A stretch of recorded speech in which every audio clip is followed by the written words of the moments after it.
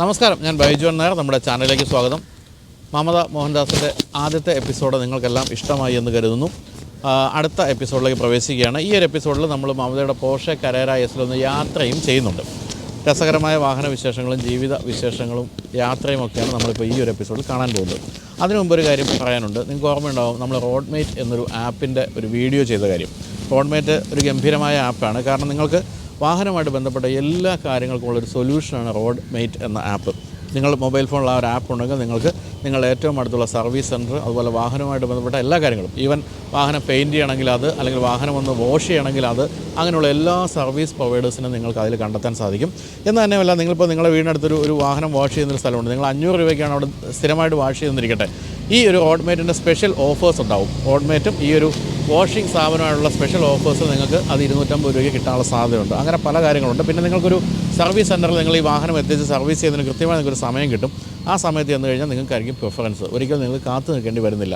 ഇങ്ങനെ വാഹന സംബന്ധിയായ ഏറ്റവും വിശദമായിട്ടുള്ള കാര്യങ്ങൾ നിങ്ങൾക്ക് RoadMate ആപ്പിലൂടെ നിങ്ങൾ കണ്ടെത്താൻ സാധിക്കും. അതിൻ്റെ സർവീസ് നിങ്ങൾക്ക് അവൈൽ ചെയ്യാൻ സാധിക്കും. അപ്പോൾ വിശദമായിട്ട് നമ്മൾ ഈ വീഡിയോ ചെയ്തിട്ടുണ്ട്. നിങ്ങളത് കണ്ടിട്ടുണ്ടാവും. കാണാത്തവർക്ക് വേണ്ടിയുള്ള ലിങ്ക് ഞാൻ കൊടുക്കാം, അത് കണ്ടു നോക്കുക. കൂടാതെ നിങ്ങൾക്ക് RoadMate എന്ന ഈ ഒരു ആപ്പിൻ്റെ ഫ്രാഞ്ചൈസി എടുക്കാൻ താല്പര്യമുണ്ടെങ്കിൽ അതിനുവേണ്ടി എങ്ങനെ ആരെ വിളിക്കണം, അത്തരം കാര്യങ്ങൾ ഞാൻ ഡിസ്ക്രിപ്ഷനിൽ കൊടുക്കുന്നുണ്ട്. നിങ്ങളുടെ നാട്ടിൽ ഈ ഒരു RoadMate എത്തിയിട്ടില്ലെങ്കിൽ നിങ്ങൾക്ക് തീർച്ചയായിട്ടും അതിൻ്റെ ഫ്രാഞ്ചൈസി എടുക്കാം. അതിൻ്റെ ഗുണങ്ങൾ തീർച്ചയായിട്ടും ഉണ്ടാകും. ജസ്റ്റ് ഒന്ന് ഡൗൺലോഡ് ചെയ്ത് കണ്ടാൽ തന്നെ നിങ്ങൾക്ക് മനസ്സിലാകും എത്രത്തോളം ഗുണകരമാണ് ഈ ഒരു RoadMate എന്ന ആപ്പ് എന്നുള്ള കാര്യം.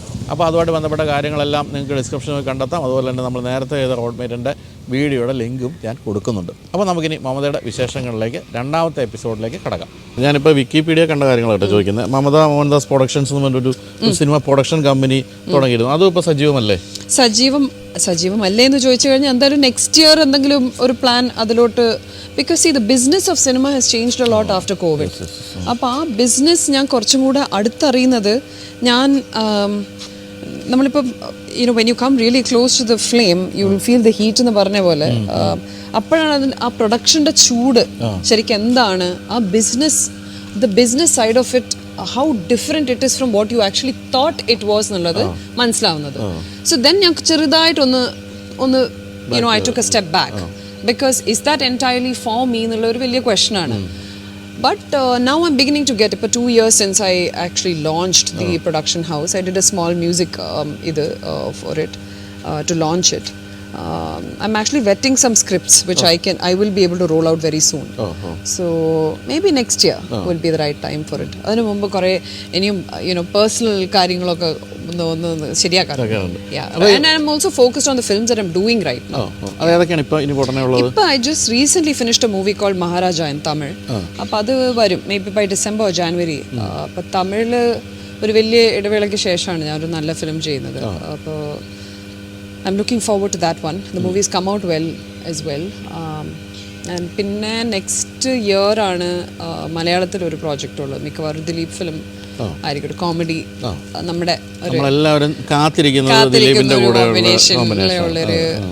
ഒരു ഫിലിം പ്ലാൻ ചെയ്യുന്നുണ്ട്. So that is what is immediate. ഈ മയൂഖം തുടങ്ങി ഇവിടം വരെ തിരിഞ്ഞു നോക്കുമ്പോൾ, സ്ഥിരം ഒരു ക്ലീഷ ചോദ്യമാണെങ്കിലും തിരിഞ്ഞു നോക്കുമ്പോൾ എന്തായിരുന്നു സിനിമയിൽ നിന്ന് ആഗ്രഹിച്ചിരുന്നത്? ആ രീതിയിലേക്കുള്ള ഒരു ആക്ട്രസ്സായി മാറിയിട്ടുണ്ടെന്ന് തോന്നുന്നുണ്ടോ? ഒന്നാമത് ഞാൻ തിരിഞ്ഞു നോക്കാറില്ല. രണ്ട്, എന്താണ് ആയിത്തീരേണ്ടതെന്നൊരു ഐഡിയ ഒന്നുമില്ല. I went with the flow. പിന്നെ വിചാരിക്കാത്ത കുറേ ഹേർഡിൽസ് ലൈഫിൽ വന്നു. ഈ മറ്റേ വീഡിയോ ഗെയിം എന്ന് പറഞ്ഞ പോലെ എപ്പോഴാണ് എന്താ പ്രത്യക്ഷപ്പെടാൻ പോകുന്നത് അറിയില്ല. അങ്ങനത്തെ അപ്പം അങ്ങനെ ഒരു സർവൈവൽ മോഡിൽ പോകുന്ന സമയത്ത് any hurdle put in front of you will fight it with your current state of mind. അപ്പോൾ ആ ആറ്റിറ്റ്യൂഡിൽ പോയിക്കൊണ്ടിരിക്കുമ്പോൾ എന്താണ് ഒരു ലോങ് ടേം ഒരു എക്സ്പെക്ടേഷൻ ഫ്രം ദിസ് എന്നുള്ള ഒരു പ്ലാൻ വെച്ചിട്ടൊന്നുമല്ല ഞാൻ പോയിട്ടുള്ളത്. പക്ഷേ hereafter what do I want to do with my life, what is my idea of being a successful person, that has changed a lot. Like that is, it's not one thing that defines my success is what I feel. പക്ഷേ ആ growth as A person should never stop എന്നുള്ളത് എപ്പോഴും എനിക്ക് ഭയങ്കര important ആണ്. ഞാൻ എപ്പോഴും I keep chasing something or someone that inspires me. അപ്പോൾ every 2 years I also end up facing with some sort of a എന്തെങ്കിലും ഒരു health hurdle. Obviously that causes a mental hurdle. പക്ഷേ I survive it again and keep moving forward. ഇത്രയും പേരുടെ പ്രാർത്ഥനയുണ്ട്. ഉണ്ട്. ഈ കേരളത്തിലുള്ള എല്ലാ സിനിമ കാണുന്ന എല്ലാവരുടെയും പ്രാർത്ഥനയുണ്ട്, മമതയെ പറ്റി കേട്ടറിവുള്ളവരുടെ പോലും പ്രാർത്ഥനയുണ്ട്. തീർച്ചയായിട്ടും ഞാൻ എപ്പോഴും പറയും, പ്രാർത്ഥിക്കുന്നവർ പ്രാർത്ഥിക്കട്ടെ, യുനോ, ലെറ്റ് ഇറ്റ് ഹാപ്പൻ. അത് അവരുടെ ഫെയ്ത്ത് ആണ്. എൻ്റെ അടുത്ത് am I very ഭയങ്കര റിലീജിയസ് ആണോ എന്നൊക്കെ ചോദിച്ചു കഴിഞ്ഞാൽ പ്രോബബ്ലി ഐ എം നോട്ട്. കുറച്ചൊരു ഹാൻഡ്സ് ഓഫ് ആണ്. ആണല്ലേ? സാധാരണ ഇത്തരം പ്രശ്നങ്ങളൊക്കെ ജീവിതത്തിൽ വരുമ്പോൾ എല്ലാവരും ഭയങ്കരമായിട്ട് അങ്ങ് ദൈവത്തിൽ നേരെ ഓപ്പോസിറ്റ് ആണ്. ആണല്ലേ? അങ്ങനെ വിചാരിക്കാൻ വേണമെങ്കിൽ അല്ലേ? നേരെ ഓപ്പോസിറ്റ് ആണ് ഉണ്ടായത്. ബിക്കോസ് ഞാൻ അതിൽ വിശ്വസിക്കുന്നില്ല എന്നല്ല, ദൈവം ആസ് എൻ എൻറ്റിറ്റി എന്താണെന്ന് ചോദിച്ചു കഴിഞ്ഞാൽ ഐ തിങ്ക് ഇറ്റ്സ് ഒരു എനർജിയാണ്. I believe in the energy that people give me. ഇപ്പം ഞാൻ പ്രാർത്ഥിക്കുന്നുണ്ട്, എന്നിട്ട് എനിക്ക് ആക്ച്വലി ഒരു ഹെൽപ്പ് വേണ്ട സമയത്ത് എനിക്ക് വേണ്ടി എത്താൻ പറ്റാത്ത ആൾക്കാർ എനിക്ക് വേണ്ടി പ്രാർത്ഥിച്ചിട്ട് കാര്യമില്ല. മനസ്സിലായില്ലേ? സോ ബിക്കോസ് ഞാൻ ആർക്ക് വേണ്ടിയിട്ടും ഞാൻ പ്രാർത്ഥിക്കാറില്ല, പക്ഷെ ഞാൻ എത്താറുണ്ട്. So that is my idea of you know that's what I give more value to. അപ്പോൾ അമ്പലത്തിലൊന്നും പോവാറുണ്ട് for fun. I love the energy. It gives me amazing energy. അതിപ്പോൾ പള്ളിയാണെങ്കിലും ഇപ്പം it can be many things. I think അമ്പലം എന്ന് പറയുമ്പം എനിക്ക് ഏറ്റവും ഇഷ്ടം അവിടുത്തെ കല്ല്, യുനോ ദ ഫ്ലോർസ്, റൈറ്റ്? എനിക്ക് അതിൽ ചവിട്ടി നടക്കാൻ ഭയങ്കര ഇഷ്ടമാണ്. ആ നനവ് ഫീൽ ചെയ്യാൻ ഇഷ്ടമാണ്. മണം ഭയങ്കര ഇഷ്ടമാണ്. വിളക്ക് കാണാൻ ഭയങ്കര ഇഷ്ടമാണ്. So these things is what gives me. It's not the act of praying, I think for me. It's that ആ ഒരു എൻവയൺമെൻറ്റ് തരുന്ന ഒരു എനർജി ഉണ്ട്.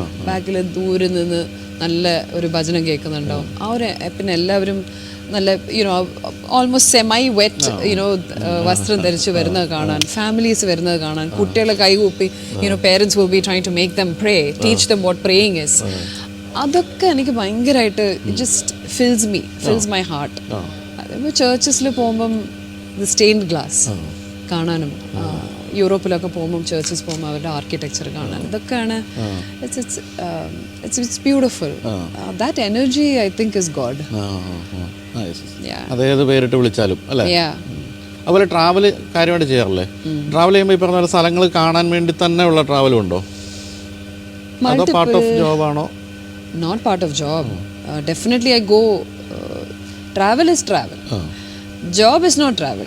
ജോബിന് നമ്മൾ കുറേ എക്സോട്ടിക് ലൊക്കേഷൻസിലൊക്കെ പോയി ഷൂട്ട് ചെയ്യുന്നത്, I never count that as leisure.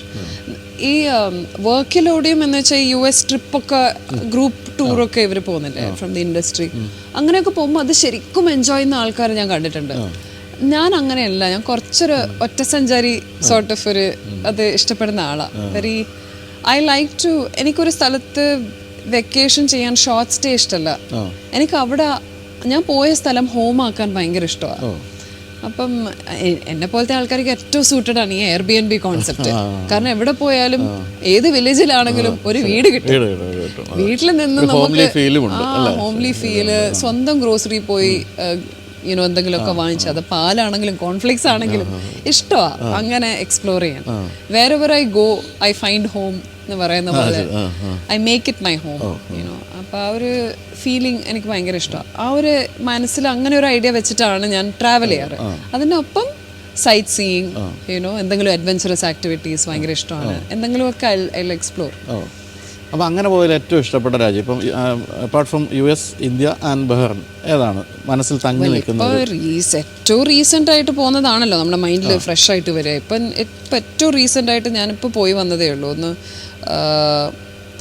ഇനിയും എക്സ്റ്റെൻഡ് ചെയ്യാൻ പോകുമായിരുന്നു ആ സ്റ്റേ, പക്ഷേ we had to reroute it a little bit. പോയതിൽ ഇപ്പം ഞാൻ വേർബിയർ എന്ന് പറഞ്ഞ ഒരു സ്ഥലത്ത് പോയി, സ്വിറ്റ്സർലൻഡിൽ വേർബിയർ എന്ന് പറഞ്ഞ സ്ഥലത്ത് പോയി.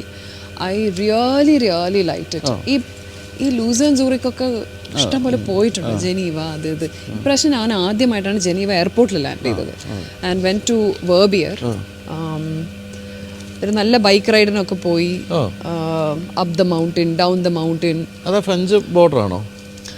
ഫ്രഞ്ച് ബോർഡർ അല്ല. It's not really close to France,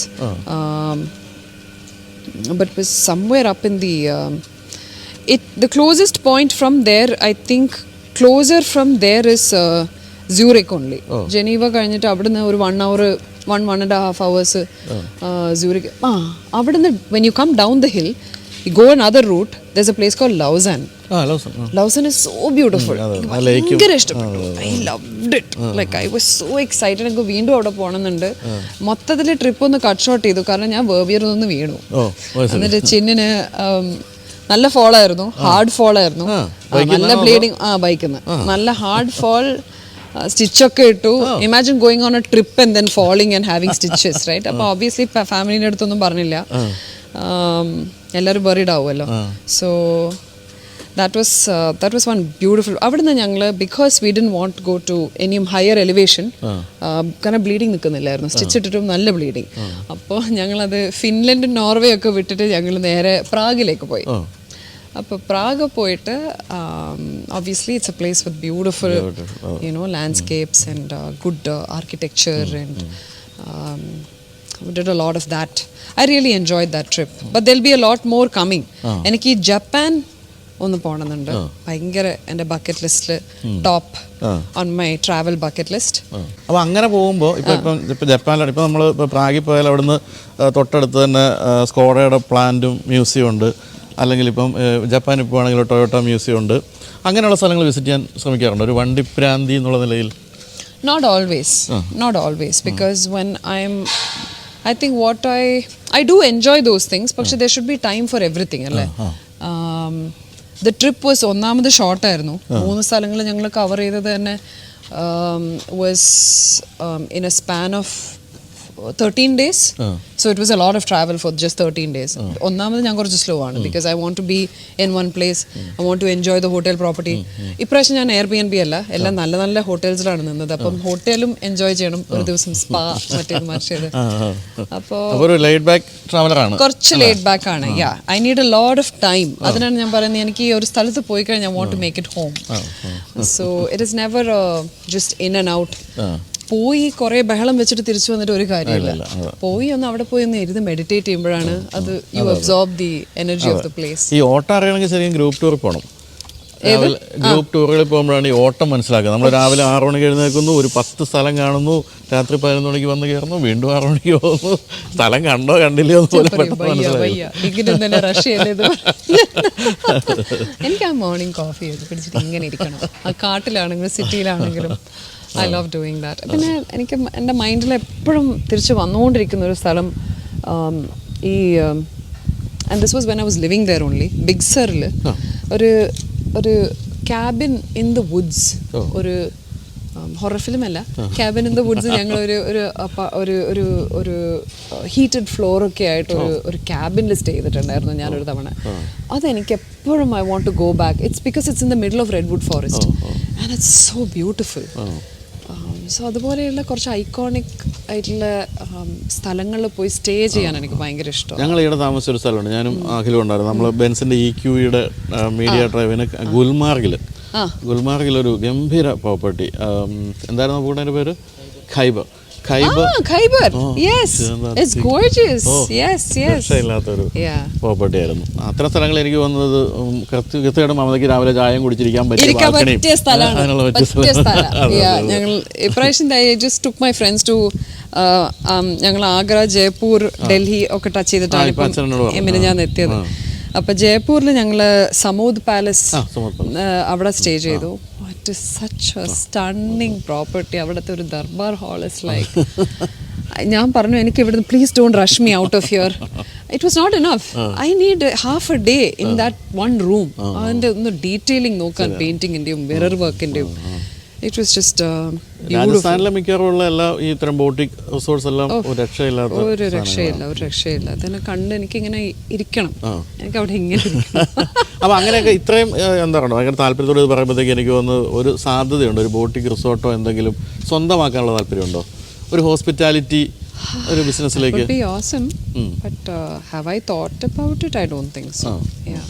അതുപോലെ ഈ പറഞ്ഞ പോലെ ഈ സിനിമയിലേക്ക് എത്തിയില്ലായിരുന്നെങ്കിൽ എന്താകുമായിരുന്നു ചിന്തിച്ചിട്ടുണ്ടോ? My life wouldn't have been, I don't know, my life as a banker അത്ര എക്സൈറ്റിംഗ് ആവുമായിരുന്നു എന്ന് എനിക്കറിയില്ല. പക്ഷെ എന്നാലും എൻ്റെ friends who are working in finance who have branched out in between ഫൈനാൻസും IT ഒക്കെ മിഡിലിരിക്കുന്ന ഒരു സ്പേസിൽ ഇരിക്കുന്ന ഫ്രണ്ട്സ് ഓവർസീസ് എന്ന് വെച്ചാൽ സ്റ്റേറ്റ്സിൽ വർക്ക് ചെയ്യുന്നതും സിംഗപ്പൂറൊക്കെ വർക്ക് ചെയ്യുന്ന ഫ്രണ്ട്സൊക്കെ വളരെ നല്ല ലൈഫാണ് അവർ എൻജോയ് ചെയ്യുന്നത്. ദി ആർ ട്രാവലിംഗ് അ ലോട്ട്. ഇപ്പം നമ്മൾ ആർട്ടിസ്റ്റ് ആയതുകൊണ്ട് കുറേ ഫ്ലെക്സിബിലിറ്റി ഉണ്ടല്ലോ ഇൻ സ്കെഡ്യൂൾസ്. ഒരു 9 to 5 ജോബല്ല, desk job. It's not a desk job and you can take your work with you. My friends from the States, അവർക്ക് എല്ലാവരും ഈ വർക്കിംഗ് ഫ്രം ഹോം കോൺസെപ്റ്റാണ്. അപ്പോൾ ഇവർ വർക്കിംഗ് ഫ്രം ഹോം അല്ല, working from hotel, working from bathroom, working from അങ്ങനെയാണ്. I'm like you guys are always working. അപ്പം it's much more like business than just working. So I think I would fit in a structure like that too. I would tell my friends, do you want to swap jobs? Like you can become an actor for a year and I can try that one out. But would I give this up? Now that I've experienced it, would I give this up for anything else? Probably not. എങ്കിലും ഈ മയൂഖ കഴിഞ്ഞിട്ട് ഒരു ആക്ടറായിട്ട് തന്നെയായിരിക്കും കരിയറിന് തീരുമാനിച്ചത്. എപ്പോഴായിരുന്നു? തീരുമാനിച്ചിട്ടേ ഇല്ല. ഇല്ല, ഇപ്പോഴും ഇല്ല. ആണോ?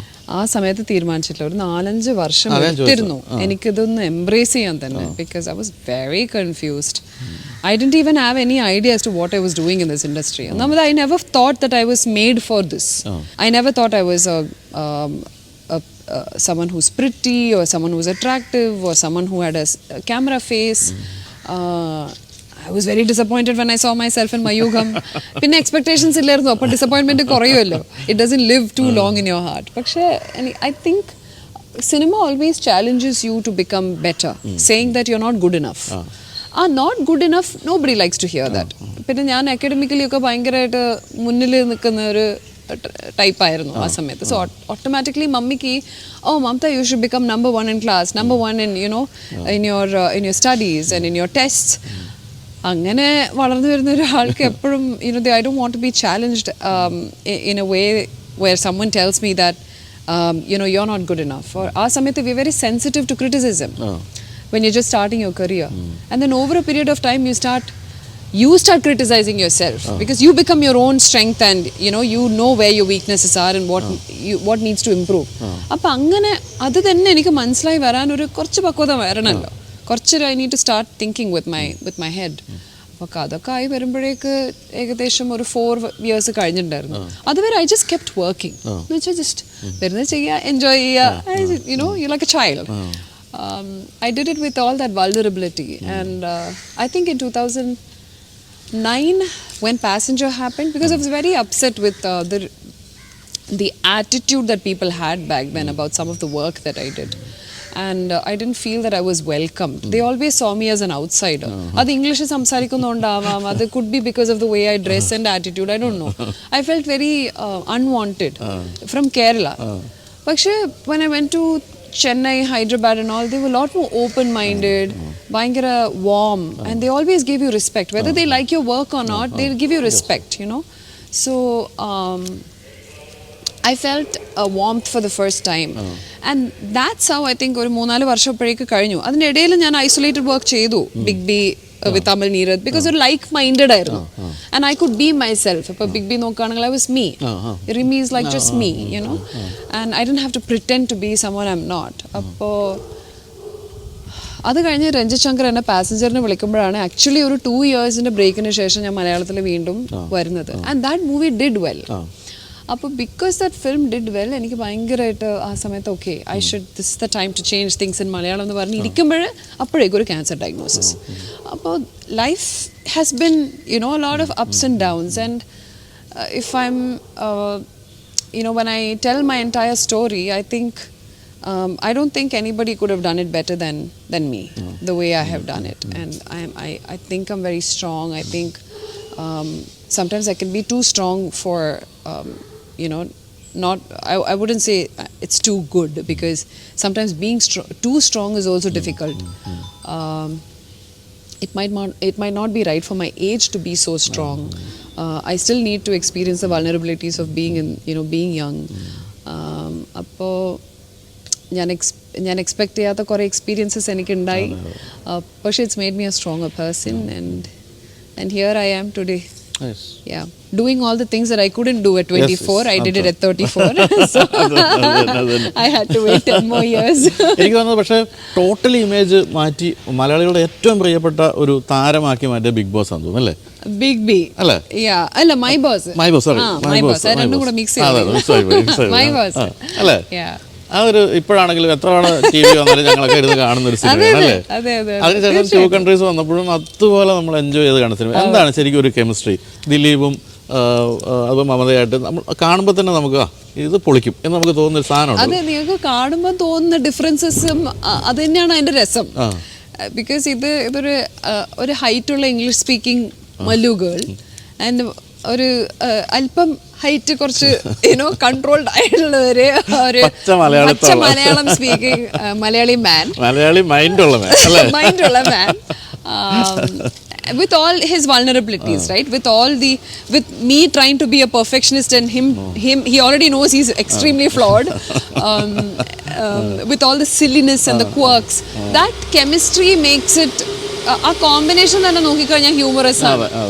അത് വിജയൻ ദാസ് എന്ന് പറയുന്ന പോലെ ആ കോമ്പിനേഷൻ ഉണ്ട് ഒരു ഹ്യൂമർ, മനസ്സിലായില്ലേ? അവര് സ്ക്രീനിൽ വരുമ്പോൾ തന്നെ വി ആർ ലാഫിംഗ്, റൈറ്റ്? അപ്പൊ അങ്ങനെ ഒരു image we were able to establish with. അതിന്റെ രസം എന്ന് വെച്ചാൽ ഞങ്ങൾ മൈ ബോസ് ചെയ്യുന്നതിന് മുമ്പ് ഒരു മൂവി ചെയ്തിട്ടുണ്ടായിരുന്നു, അരികെ എന്ന് പറഞ്ഞിട്ട്, which was A serious film, and still I think something worked for me and him at the time. ആ സമയത്ത് we didn't know each other at all. പാസഞ്ചറിലും we didn't have any combinations. ആകെ ഒരു സീനാണ് നമുക്ക് കോമ്പിനേഷൻ ഉണ്ടായത്. അപ്പോൾ I feel that there is something in the combination. In the misfit-ൽ ഒരു ചേർച്ചയില്ലേ, ആ മിസ്ഫിറ്റിലെ ഒരു ചേർച്ച എനിക്ക് തോന്നുന്നത് ഞാനും ദിലീപും തമ്മിലുണ്ട്. And that is why the films have worked. നമ്മൾ obviously we would have thought that My Boss was just ഒരു സ്ക്രിപ്റ്റ് കാരണം മാത്രം ഒരു വൺ ടൈം വണ്ടർ ഹിറ്റ് ആണ്. പക്ഷെ 2 countries അത് ആക്ച്വലി മാറ്റി. Because we realized that, oh my god, people are actually accepting the combination as well. So hopefully, പക്ഷെ I always tell him that we need to be careful when we do these repeats, because it has to be the right thing also. People will expect something new. നോക്കാം ഇനിയിപ്പോൾ എന്താണെന്ന്. വരുന്നുണ്ട് അല്ലേ? നന്നായിട്ട് wet ചെയ്യുന്നുണ്ട് ആ script അവര്. നോക്കാം. അതുപോലെ തന്നെ ആദ്യകാലത്ത് കൂടെ അഭിനയിക്കുകയും മമതയോടൊപ്പം അഭിനയിച്ചപ്പോൾ പ്രേമം തോന്നുകയും ചെയ്തു എന്ന് പറഞ്ഞാൽ ആസിഫ് അലി ഇവിടെ താമസിക്കുന്നത് ഈ അപ്പാർട്ട്മെൻറ്റിലാണ്.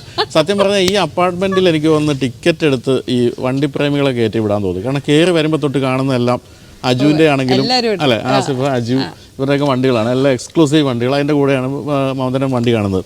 അപ്പോൾ ഞാൻ ഈ അടുത്ത കാലത്ത് ആസിഫിനെ ഇൻ്റർവ്യൂ ചെയ്തപ്പോൾ ഞാൻ ചോദിച്ചായിരുന്നു അന്ന് പ്രേമം തോന്നിയ കഥയൊക്കെ. ഇപ്പോൾ ഇവിടെ ശല്യമൊന്നുമില്ലല്ലോ ആസിഫിൻ്റെ, അല്ലേ? അത് നാട്ടിൻപുറത്തെ പോലെ ആസിഫിന്റെ ശല്യം ധാരാളം ഉണ്ട്. കമ്മ്യൂണിറ്റിയിൽ നല്ല ലൗഡ് മൗത്ത് ആണ്. ആസിഫ് ഒരു പാർട്ടി ത്രൂ ചെയ്യുന്നുണ്ടെങ്കിൽ എല്ലാരും അറിയും. അങ്ങനെയാ, നല്ല ഫ്രണ്ട്സ് കമ്പനി ഉണ്ട്. അതല്ല നാട്ടിൻപുറത്തെ പോലെ ചൂളടിച്ച് നമ്മുടെ അപ്പാർട്ട്മെന്റ് ചുറ്റും നടക്കുന്നൊന്നുമില്ലല്ലോ ഈ. എന്തായാലും തീർച്ചയായിട്ടും ഈ ഒരു അപ്പാർട്ട്മെന്റിൽ ഈ പറഞ്ഞ പോലെയാണ് ഏറ്റവും എറണാകുളത്ത് ഏറ്റവും എക്സ്ക്ലൂസീവ് ആയിട്ടുള്ള വണ്ടികളൊക്കെ ഉള്ളൊരു സ്ഥലമാണിത്. അപ്പോൾ എന്തായാലും വളരെ സന്തോഷമുണ്ട് നമ്മളെ. അപ്പം മുന്നോട്ടിനി തീർച്ചയായിട്ടും നമ്മൾ പ്രതീക്ഷിക്കുന്നത് ഈ മൈ ബോസ് അല്ലെങ്കിൽ അതുപോലെയുള്ള ഇഷ്ടം പോലെ ഗംഭീരമായ സിനിമകൾ വരുന്നു. അതുപോലെ തന്നെ ജീവിതത്തിലെല്ലാ പ്രശ്നങ്ങളും മാറി സുന്ദരിയായി തന്നെ തുടരുക. ഈ എപ്പോഴും മമത ഇൻ്റർവ്യൂവരെല്ലാം ആദ്യം പറയുന്ന ബോൾഡ് ആൻഡ് ബ്യൂട്ടിഫുൾ എന്നൊക്കെ. ഞാൻ അതുവരെ പ്രയോഗിച്ചില്ലെന്നേ ഉള്ളൂ. നമുക്ക് പക്ഷേ അതിനപ്പുറത്തേക്ക് എനിക്ക് തോന്നുന്നു ഇൻസ്പയറിംഗ് എന്നുള്ളതാണ് മമതയുടെ കാര്യത്തിൽ പറയാവുന്ന കാര്യം. മമത എന്തൊക്കെ ജീവിതത്തിൽ പല പ്രശ്നങ്ങളും കടന്നു പോയെങ്കിലും ഇപ്പോഴും വളരെ ചിരിച്ചുകൊണ്ട് ജീവിതത്തെ സധൈര്യം നേരിടുന്നു എന്നുള്ളത് തുടരട്ടെ. മറ്റൊരു കാര്യമുള്ളത്, എൻ്റെ സിസ്റ്റർ ഒരു NGO നടത്തുന്നുണ്ട്, ആരോഹം എന്നാണ് പേര്. അത് ഈ ക്യാൻസർ ബാധിതരായ കുട്ടികൾക്ക് സൗജന്യമായിട്ട് ചികിത്സയൊക്കെ കൊടുക്കുന്ന ഒരു സ്ഥാപനമാണ്, ഒരു NGO ആണ്. അപ്പോൾ അവർ ഒരുമിച്ച് മമതയും എൻ്റെ സിസ്റ്റർ, ആരോഹം എന്നാണ് എൻ്റെ പേര്, ആ ഒരു NGOയും ചേർന്നിട്ട് കുട്ടികൾക്ക് വേണ്ടി ചെറിയൊരു ഫണ്ട് റേസിങ് നടത്തുന്നുണ്ട്. അപ്പോൾ അതിൻ്റെ ഒരു അറിവും കൂടെ ഒന്ന് എല്ലാവരെയും ഒന്നും എത്തിക്കാൻ വേണ്ടിയിട്ടുള്ള ഒരു ശ്രമമാണിത്. സോ തീർച്ചയായിട്ടും US-ലുള്ള മലയാളീസ് തീർച്ചയായിട്ടും ഫ്രീമോണ്ടിലേക്ക് എന്തായാലും ഈ പരിപാടിക്ക് വരണം. It's only $50 for the entry fee and I will be there and the event is going to be called Dinner with Mamta. And ആരോഹിലെ എല്ലാ ക്യാൻസർ ഫൈറ്റ് ചെയ്തുകൊണ്ടിരിക്കുന്ന സർവൈവ് ചെയ്തുകൊണ്ടിരിക്കുന്ന കുട്ടികൾക്ക് ഫണ്ട് റേസ് ചെയ്യാൻ വേണ്ടിയിട്ടുള്ള ഒരു ശ്രമമാണിത്. So please cooperate and I expect your support. Thank you so much. 21-നാണ്. അതിൻ്റെ ഡീറ്റെയിൽസ് ഞാൻ ഡിസ്ക്രിപ്ഷനിൽ കൊടുക്കാം. അത് നിങ്ങൾക്ക് അതിന് എങ്ങനെയാണ് ബുക്ക് ചെയ്യേണ്ടതെന്നുള്ള കാര്യങ്ങൾ ഞാൻ കൊടുക്കാം. അപ്പോൾ എല്ലാവരും അവിടെ വെച്ച് മമതയെ കാണുമെന്ന് പ്രതീക്ഷിക്കുന്നു. എന്തായാലും ഞാൻ ഉണ്ടാവില്ല. അതെ, ഒന്ന് ഭക്ഷണം കഴിച്ച് വരിക, കുറച്ച് നേരം ഒരുമിച്ച് ചിലവഴിക്കാൻ സാധിക്കും. അപ്പോൾ thank you so much. Thank you so much spending. അപ്പോൾ നമുക്കൊരു അവസാനിപ്പിക്കുമ്പോൾ ജസ്റ്റ് ഒന്ന് വണ്ടിയിലൊന്ന് ഒന്നോടാം. വരൂ.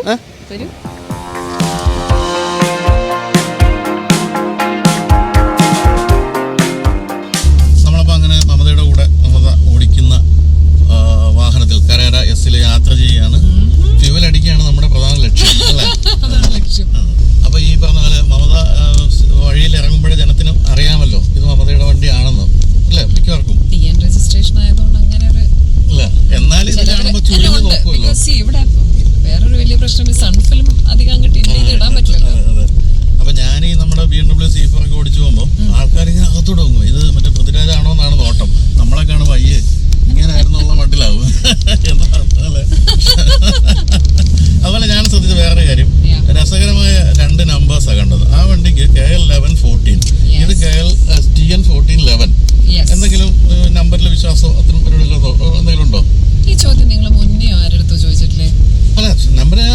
ചോദിക്കുന്നതാ.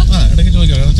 പലരും ഭയങ്കര രസകരമായ കാര്യങ്ങൾ. ഇപ്പൊ എന്റെ അടുത്ത് കലാഭവൻ മണി പറഞ്ഞെന്താ, എല്ലാ വണ്ടി 100 ആണ് ഇവിടെ നമ്പർ. അപ്പൊ ഞാൻ ചോദിച്ചാൽ പറയാം, എനിക്ക് പഠിക്കുന്ന കാലത്ത് ഒരിക്കലും 100 കിട്ടിയിട്ടില്ല എന്ന് പറഞ്ഞ പോലെയുള്ള എന്തെങ്കിലുമൊക്കെ കഥകൾ കേൾക്കാറുണ്ടോ? അതാ ചോദിച്ചത്. അങ്ങനെയുണ്ടോ എന്തെങ്കിലും? അത്രയും രസകരമായ ഒരു റെസ്പോൺസ് എനിക്കില്ല. ബേസിക്കലി എന്റെ ഡേറ്റ് ഓഫ് ബർത്ത് ആണ് November 14. ഓ, അത് ശരി. ഞാൻ നേരത്തെ പറഞ്ഞ പോലെ ഈ ഒരുപാട് നല്ല വണ്ടികള് വാങ്ങിക്കണം, ഡ്രൈവ് ചെയ്യണം എന്നൊക്കെ പണ്ടേയുള്ള ആഗ്രഹം വേറെ കൺട്രീസിലായിരുന്നെങ്കിൽ മച്ച് ചീപ്പർ അല്ലേ. ഇപ്പൊ if you actually look at it, you will be paying only 1/3. അതുപോലെ റെന്റ് ചെയ്യാനുള്ള ഓപ്ഷൻ ഇവിടെ ഒന്നുമില്ല. ഇപ്പം ബെൻസ് ഒക്കെ റെന്റ് എടുക്കുന്ന ദിവസം എത്ര രൂപ കൊടുക്കേണ്ടി വരുന്നത് ഇവിടെ? wants to rent a Benz, right? So you're like, ഈ മാർക്കറ്റിൽ കിട്ടാത്ത വണ്ടികൾ ഡ്രൈവ് ചെയ്യണമെങ്കിൽ നമുക്കൊരു കാല് പുറത്ത് വേണമല്ലോ. അത് okay, I will be able to do it outside എന്നുള്ളൊരു ആറ്റിറ്റ്യൂഡ് ഉണ്ടാവുമ്പം പിന്നെ കുറെ നമ്മളിന്ന് കാമാവും. അപ്പൊ ഈ യാത്രകളിൽ പൊതുവെ സുഹൃത്തുക്കളെ കൂട്ടാറുണ്ടോ? എന്റെ ലോങ് ഡ്രൈവ് സോളോ. അതുപോലെ ഈ എന്താണ് വണ്ടിക്കകത്ത് പൊതുവെ ചെയ്യാറുള്ളത്? പാട്ട് തുടങ്ങിയ അവിടെ എത്തുന്നവരെ 15 മണിക്കൂറും പാട്ട്. കൂടെ പാടുവോ? എങ്ങനെയാണ് പരിപാടി? ഇല്ല. Listen, more listening, enjoying the driving. പാടും കൂടെ ചെയ്ത് കഴിഞ്ഞാൽ പിന്നെ വണ്ടിന്റെ ഗ്യാസ് മാത്രം, എന്റെ ഗ്യാസ് പോകും. ഏത് ലാംഗ്വേജ് പാട്ടുകൾ അധികം? ഇംഗ്ലീഷ്. ഹൗസ്, EDM,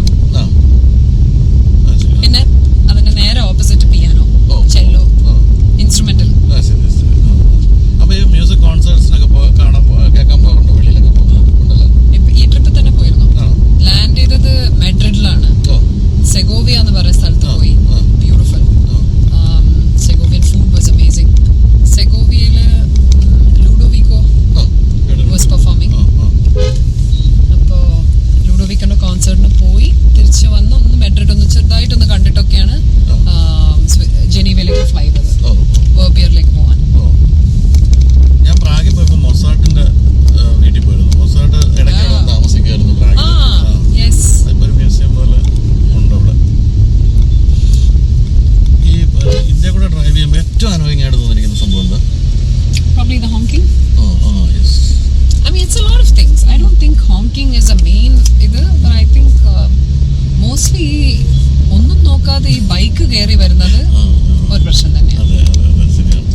അവരെ രക്ഷിക്കാന്നുള്ള മാത്രമാണ് മറ്റു വണ്ടിക്കാരുടെ ഒരു ദൗത്യം. പിന്നെ വേറൊരു ഇതുണ്ട്, പെഡസ്ട്രിയൻസ് ഇല്ലേ, walkers on the road. I on this road. ഈ റോഡ് ഉണ്ടാക്കിയിരിക്കുന്നത് എനിക്ക് നടക്കാൻ വേണ്ടിയാണ്, നിങ്ങൾക്ക് ഡ്രൈവ് ചെയ്യാൻ വേണ്ടിയല്ല. ആ ആറ്റിറ്റ്യൂഡ് ഭയങ്കര രസമാണ് കാണാൻ. നിനക്കെന്താ ചവിട്ടിയാൽ ചോദിക്കുന്ന മട്ടിലാണല്ലേ ക്രോസ് ചെയ്യുന്നതും. രസമാണ്. പക്ഷെ ഭയങ്കര ടയറിംഗ് ആണ്. നമ്മളിപ്പം വിദേശത്തൊക്കെ നമ്മൾ പോകുമ്പോൾ ഗോ ഫോർ എ ഡ്രൈവ് എന്ന് പറഞ്ഞാൽ വളരെ ലക്ഷറി ഒരു സംഭവമാണ്. അതല്ലേ ഞാൻ പറഞ്ഞത്, we have to pick and choose our time. രാവിലെ 5 മണിക്ക് വേണം ഇറങ്ങാൻ ഡ്രൈവിന് പോകണമെങ്കിൽ. പക്ഷേ that is how it is. നമ്മളിപ്പം ഞാനിപ്പം വിചാരിക്കും ഒന്നും കംപ്ലെയിൻ ചെയ്തിട്ട് കാര്യമില്ല. This is how our country is. അത് അക്സെപ്റ്റ് ചെയ്തിട്ട് എന്തായാലും ജീവിക്കാൻ പഠിക്കണം. ഞാൻ ഇതിപ്പോ ഇന്റർവ്യൂ കണ്ടിട്ടുണ്ടെങ്കിൽ എന്റെ ഫ്രണ്ട്സിനെ അടിക്കും. ഒരു ഗ്രൂപ്പ് ഓഫ് പീപ്പിൾ ഉണ്ട് കംപ്ലെയിൻ ചെയ്യാൻ വേണ്ടി മാത്രം ഇരിക്കുന്നവരാണ്. ഇന്ത്യയെ പറ്റി കംപ്ലെയിൻ ചെയ്യുക. പക്ഷെ ഈ പറഞ്ഞ പോലെ I don't want to be, just because I have that, I don't want to be called privileged. അതുണ്ടല്ലോ ഒരു അറ്റാക്കേഴ്സ്. അവരൊന്നും ഇപ്പൊ ട്രാവൽ ചെയ്യാത്ത പോലെയാണ്. അവരെന്നെ പിടിച്ച് പ്രിവിലേജ് എന്ന് പറഞ്ഞിട്ട് അറ്റാക്ക് ചെയ്യുന്ന കേട്ട് കഴിഞ്ഞാൽ, so which makes no sense to me. So I feel that I think everybody has an opportunity to travel now. ഇന്നത്തെ ടീനേജേഴ്സ് വരെ സോളോ ആയിട്ട് ട്രാവൽ ചെയ്യുന്നുണ്ട്, ഗ്രൂപ്പ് ആയിട്ട് ഫ്രണ്ട്സ് ആയിട്ട് ട്രാവൽ ചെയ്യുന്നുണ്ട്. ഈ ഫ്രീഡം ഒന്നും ചെറുപ്പത്തിൽ നമുക്കുണ്ടായിരുന്നില്ലല്ലോ. Definitely not. So they are privileged and they don't know how to appreciate that. അതാണ് പ്രോബ്ലം. നമ്മൾ നല്ല ഒരുപാട് വർഷങ്ങൾ കഷ്ടപ്പെട്ടു. 24 ഉണ്ടായി എനിക്കൊരു വണ്ടി വാങ്ങിക്കേണ്ട ഡ്രീം. അത് സഫലമായത് എപ്പോഴാ? 34. So nothing has come easy. പക്ഷെ എനിക്ക് ഭയങ്കര ഇഷ്ടമാണ് delayed gratification. I like all that. കഷ്ടപ്പെട്ടിട്ടായിരിക്കണം നമ്മളൊരു കാര്യം നമുക്ക് നേടിയെടുക്കാൻ പറ്റുന്നത്. ओनली सिर्फ 100 है यहाँ पे, रेगुलर है 95 नहीं है ना यहाँ पे बंद ओके 100 3000 डालना प्लीज അതുപോലെ ഇപ്പോഴും ഈ ആൾക്കാർ പെട്രോൾ അടിച്ചു തരുന്നത് ഇന്ത്യയിലുള്ളതെന്ന് തോന്നുന്നല്ലേ ബാക്കി എല്ലായിടത്തും നമ്മൾ തന്നെ അടിക്കലാണ് That's another thing, right? You need to get used to. ആ സൈലൻസിന്റെ ഇമ്പോർട്ടൻറ്റ് അതുകൊണ്ടാണ് ആ എൻവയൺമെന്റിൽ നമുക്ക് ഇറങ്ങി ഫ്യൂവൽ അടിക്കാൻ പറ്റുന്ന ഇത് ഒന്നുമല്ല ഇവിടെ. I know that a lot more changes would have been in place in India. India's problem is its population. Biggest problem is the population. നമുക്ക് റിസോഴ്സസ് ഇല്ലായിട്ടോ പൈസ ഇല്ലായിട്ടോ എക്കണോമിക്കലി ഡൗൺ ആയിട്ടോ ഒന്നുമല്ല. ഇപ്പോൾ എക്സിസ്റ്റിംഗ് പോപ്പുലേഷനെ എഡ്യൂക്കേറ്റ് ചെയ്യാൻ പറ്റുന്ന രീതിയിലുള്ള പോപ്പുലേഷൻ അല്ല നമുക്കുള്ളത്. ഭയങ്കര ഔട്ട് ഓഫ് കൺട്രോൾ ആണുള്ളത്. എല്ലാം റെഗുലേറ്റ് ചെയ്യാൻ ഭയങ്കര ഡിഫിക്കൽട്ടാണ് ഇവിടെ. പിന്നെ ഒരു കാര്യത്തിൽ കുറച്ചെങ്കിലും ഒക്കെ കേരളത്തിലുള്ളവരൊക്കെ ഒരു ലിറ്ററേറ്റ് ആണ്. മറ്റേ ബീഹാറൊക്കെ പോലുള്ള സ്ഥലങ്ങളിൽ യു പിയിലൊക്കെ ഇന്ത്യയിലൊക്കെ പോയാൽ ഇപ്പോഴും കോവിഡ് എന്താണെന്ന് കേൾക്കാത്തവരുണ്ടെന്ന് പറയുന്നു. It is very bad. It is very bad. Insert karna please. But I have started enjoying driving in India with this vehicle. ആദ്യമായിട്ട് എൻ്റെ ലൈഫിൽ ആദ്യമായിട്ടാണ് ഞാൻ എക്സ്പീരിയൻസ് എൻജോയ് ചെയ്യുന്നത്. And I think it has a lot to do with the vehicle, the ease of handling this vehicle. എൻ്റെ ഫ്രണ്ട്സൊക്കെ ശരിക്കും കഷ്ടപ്പെടുന്നുണ്ട് കേട്ടോ. അവരുടെ സെഡാൻസ് ആയിട്ടാണെങ്കിലും കുറേ ഫ്രണ്ട് കുറേ ബാക്ക് യുനോ കുറേ വീതി പറ്റുന്നില്ല. ലൈക്ക് 7 സീരീസ് ഒക്കെ മൈ ഗോഡ്. ഇല്ല തൊട്ടിട്ടില്ല. സ്റ്റാർട്ട് തന്നെ ഒരു ദിവസം കൈവറക്കുന്നുണ്ടായിരുന്നു. ഇല്ല daddy no he's totally over that life. അമ്മ ഡ്രൈവ് ചെയ്യോ? മമ്മിക്ക് ഇഷ്ടമാണ്. മമ്മി ഡ്രൈവ് ചെയ്യും. Yeah, of course. But is she going to drive now? No. She won't drive now. ഇയാൾക്ക് പോരാനുള്ള സ്ഥലം ഉണ്ടോ? ഞാൻ വരത്തില്ല.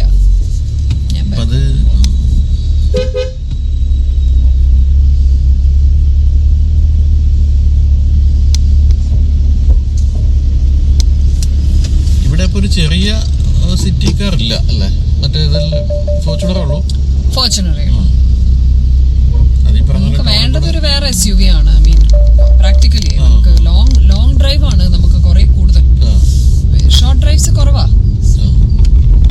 അതിന് പിന്നെ സോമനുണ്ട്. എനിക്ക് സെൽഫ് ഡ്രൈവിനൊരു SUV എടുത്താൽ കൊള്ളാമെന്നുണ്ട്. പക്ഷേ the other thing is I probably might see myself moving again. I'm not permanently going to be here. അതാണ് വേറൊരു കുറേ കാലം ഞാൻ ഉറൂസ് എടുക്കണം എന്ന് ഇങ്ങനെ വിചാരിച്ചുകൊണ്ടിരിക്കുന്നത്. പക്ഷേ ഇവിടെ എന്ത് ഡ്രൈവ് ചെയ്യാനാ? ആ പവറും വെച്ചിട്ട് I have enough friends to lend me their cars. So it was like okay, ദുബായിൽ എനിവേ ഒരു വീട് ഇപ്പം റെഡി ആയിട്ടുണ്ട്. ഒരു ഫ്ലാറ്റ് റെഡിയായി. ഇനിയിപ്പം വേറൊരു ഫ്ലാറ്റും വേറൊരു വീടും കൂടെ ഇങ്ങനെ നോക്കിക്കൊണ്ടിരിക്കുകയാണ്. Because we need a slightly bigger space for family. അപ്പോൾ അവരും അങ്ങോട്ട് റീലൊക്കേറ്റ് ചെയ്യാനുള്ള പരിപാടിയാണോ? Eventually, I mean my dad is not leaving Bahrain. ഡാഡിക്ക് ബഹ്റൈൻ ഭയങ്കര ഇഷ്ടമാണ്. 45 വർഷമായില്ലേ? ഡാഡിന്റെ ലൈഫും daddy in power, daddy in control. ഡാഡിന്റെ സ്ഥലം അവിടെയാണ്. ഇന്ത്യ നേരെ മറിച്ച് എന്റെയും മമ്മിയുടെയും പെരുമാറിയിട്ട് നമുക്കൊരു എക്സ്പീരിയൻസ് ഉണ്ട്. It's very different for dad. Move to this side മോളെ. 45 വർഷമൊക്കെ മറ്റൊരു രാജ്യം ജീവിച്ചിട്ട് പോരാ പോകുന്നില്ല. അല്ല പ്രാക്ടിക്കൽ അല്ല. ഡാഡിക്ക് അതൊട്ടും ഡാഡി ഇവിടെ ഡ്രൈവ് ചെയ്യാൻ ഡാഡിക്ക് ഒരു ഇതില്ല. ഇവിടെ അറ്റാച്ച്മെന്റ് ഇല്ല, ഇഷ്ടമില്ല. പിന്നെ വെറുതെ there's no point in talking to him about it. So എനിക്കും പിന്നെ I was born and raised outside. ഞാൻ കുറേയും കൂടെ എൻ്റെ ഹെൽത്തിനും കുറച്ചും കൂടെ better. I'm more peaceful when I'm out of India. So I'm also thinking long term Middle East lo. US കുറേ ആലോചിച്ചത്. പക്ഷേ again impracticality ഉണ്ട്. Work is here. പോയി വരുന്നത്. I used to be on a flight every 2 weeks between LA and Cochin for 6 years. പിന്നെ 7th year ആകുമ്പോഴേക്ക് കുറച്ചൊന്ന് കുറഞ്ഞു. 8th yearൽ കോവിഡ് ആയി. 9th year Covid lockdown. ഞാൻ ഇവിടെ ആവാന്ന് തീരുമാനിച്ചതാണ്. ബിക്കോസ് ഞാൻ ഇങ്ങോട്ട് വന്ന് നെക്സ്റ്റ് ഡേ ഫ്ലൈ ബാക്ക് ചെയ്യേണ്ടതായിരുന്നു. അത് ഞാൻ പിന്നെ മാറ്റി. ടിക്കറ്റ് മാറ്റിയിട്ട് ഞാൻ stay here. Because പേരൻസിന്റെ കൂടെ അങ്ങനെ ഒരു 3 of us together അങ്ങനെ ഒരു ടൈം കിട്ടിയിട്ട് വർഷങ്ങളായിരുന്നു. So I thought this is the right time. ഇപ്പോൾ ഒരാളും കൂടെ വന്നിട്ടുണ്ടല്ലോ വീട്ടിലൊരു കുഞ്ഞ് അല്ലേ? എന്തായാലും അവന്റെ പേര് അവനോ അതോ അവളോ സിനിമയുടെ പേര് പോലെ അവൻ. അത് നല്ലൊരു നേരം പോക്കാ അല്ലേ? Oh my God, he's changed our life. Because ശരി റൈറ്റ് ഇൻഡിക്കേറ്റർ ഇട്ടിട്ട് നേരെ പോകുന്നു. Welcome to India. This happens only in India എന്ന് പറയുന്ന പ്രോഗ്രാം തന്നെ ഉണ്ടല്ലോ.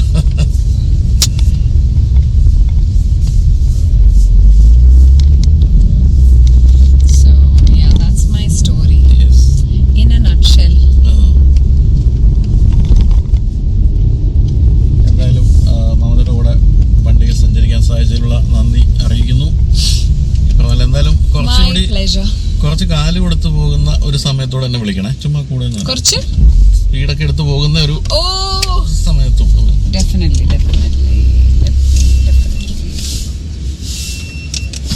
ഈ എക്സോട്ടിക് കാർസ് ഒക്കെ ഉള്ള പലരും ചെയ്യുന്നത് മിഡ് നൈറ്റിൽ ഡ്രൈവിന് പോകും. ആ പരിപാടി ഉണ്ടോ? ഞാൻ ഏർലി മോർണിംഗ് മിഡ് നൈറ്റ് ഒക്കെ ഞാൻ ഓർക്കും. നിങ്ങൾ പറയുന്നത് ചെക്കന്മാരെ പറ്റിയല്ലേ?